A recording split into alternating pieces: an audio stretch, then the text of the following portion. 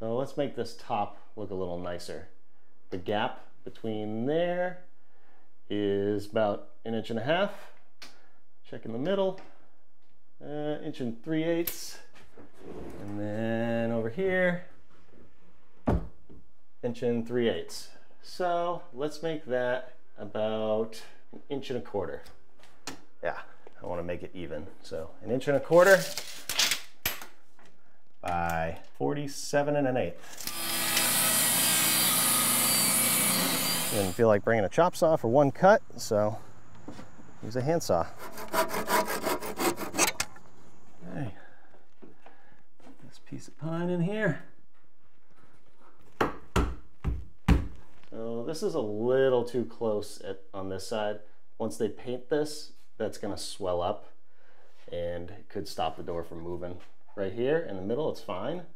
And then as I close this, it's fine. It's even on that side for whatever reason. So over here, I'm going to just take off that much to nothing right here.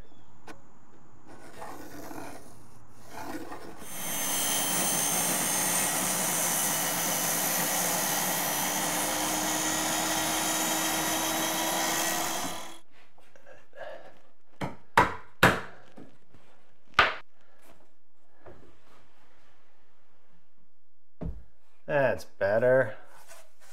Nice and even. And we can caulk this in. Cool. Shoot that in place. And this is totally optional, but I think it's a much cleaner look.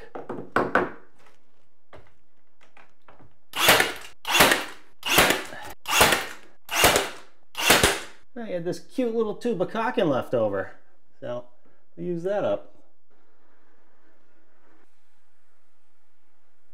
And just fill these nail holes. Get it all ready for paint.